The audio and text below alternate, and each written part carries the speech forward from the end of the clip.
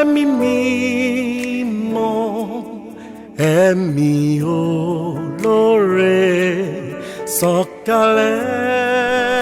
La Bible au quotidien, le verset du jour. Jean chapitre 14, le verset 26, je cite.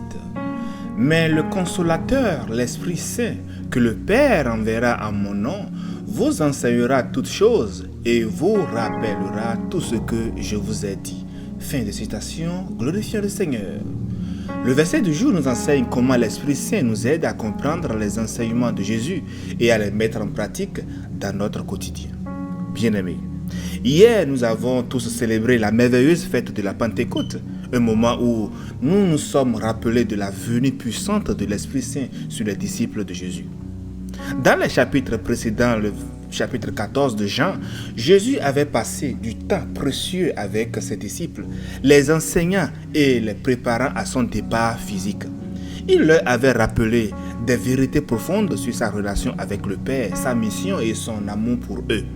Les disciples étaient troublés à l'idée de le voir partir, mais Jésus leur a donné l'assurance qu'il ne serait pas abandonné.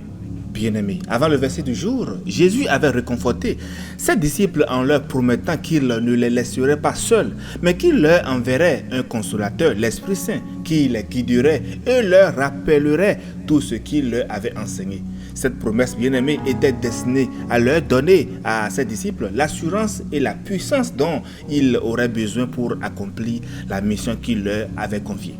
Chers amis, mais dans le verset du jour, Jésus affirme que le Père enverra l'Esprit Saint en son nom.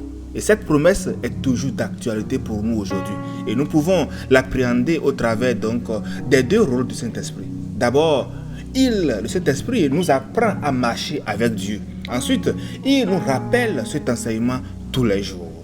En tant qu'enfants de Dieu, nous avons besoin d'apprendre à marcher avec lui. Besoin aussi de nous rappeler les bénédictions qui nous attendent quand nous y parvenons et les difficultés aussi que nous rencontrerons dans le cas contraire.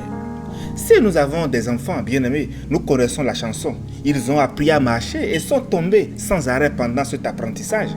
Ces enfants ont appris à lire et à écrire en commençant par l'alphabet qu'ils ont dû rabâcher jusqu'à le maîtriser bien sûr.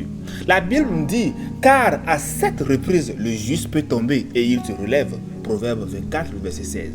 Tout comme nous ne dirons pas à notre enfant, arrête, tu n'apprendras jamais à marcher. Notre Père Céleste aussi ne nous abandonnera pas non plus. Notre enfant a dû apprendre l'hygiène corporelle et la propreté.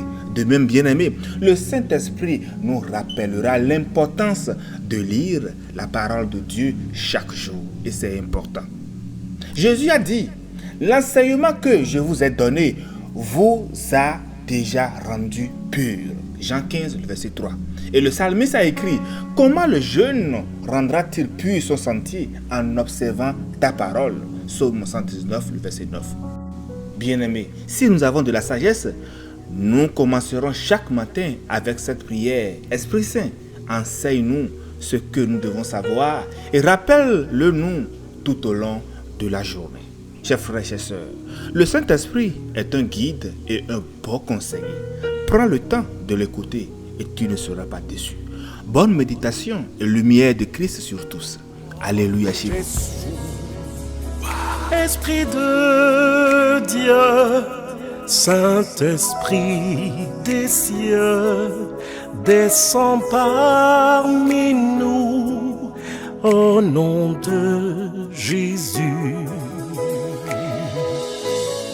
Abba Père, quand tu promets, tu le fais.